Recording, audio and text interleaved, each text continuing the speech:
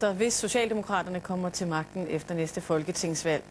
I nyhedernes række af sommerportrætter af danske politikere er vi nået til en mand, der har slidt sig til tops efter en opvækst med udfordringer. Han bliver kaldt for en hård hund og kan i øvrigt gå til den i baren, bliver det sagt her i portrættet af Henrik Sass Larsen.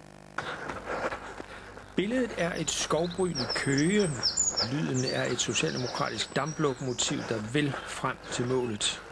En halv time før i lejligheden. Der er ingen kæreste? Nej. Afhaftig. Ja, skal du da have tid til? Ja, det har man ikke. Fraskilt med en 10-årig datter, tidligere DSU-formand med et ry for at smide dem ud, der ikke makkede ret. Hvis man lagt en strategi, for eksempel, her vil vi hen, og så er folk, der fraviger den, så er man nødt til at gå til den, og så sige, det holder ikke. Altså man er nødt til at stå fast på noget, ikke? Og tage lederskab af tingene. Og der kan jeg være rimelig brutal, tror jeg.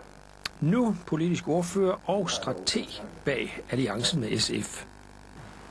Det er ikke sådan en luksus-socialdemokrat, vi har med at gøre. Jeg har egentlig indtryk af, at han er i god kontakt med det socialdemokratiske bagland. På mange måder så vil jeg nok egentlig være mere tryg ved, at det var Henrik Sass, der var stået i spidsen for Socialdemokratiet. Men det er så nok også grunden til, at han aldrig bliver formand for Socialdemokraterne, tror jeg. Det kommer ikke af ingenting. Han er opvokset med en mor på førtidspension og en stedfar, der slog ham. Han kom på børnehjem som 12-årig.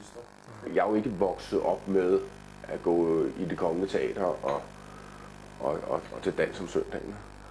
Så det var lidt andre mennesker, jeg omgik mig med. Ikke? Og dem kunne jeg jo godt se på, at når du har sådan en børneflok, hvor at de bliver forsømte derhjemme, og at så de skal have en chance for at klare sig i skolen og i livet og noget andet. Det er ulige odds, ikke? Mere gider han ikke snakke om det. Ynk gider han slet ikke. Og når vi nu i en rus af lykke af endorfiner efter løbeturen bestiller en kold drik hos den gamle DSU-kammerat på Café Vincent, så kan vi dementere et rygte om, at han er taktisk og tjekket altid. Er det rigtigt, at han kan finde på at stå her inde ved baren en fredag aften og rigtig tage fra?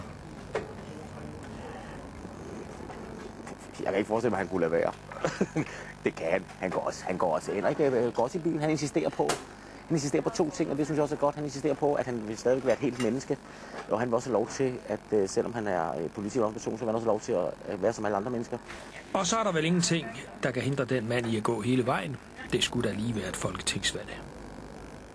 Henrik Sass Larsen nævnes som mulig finansminister i en eventuel ny regering.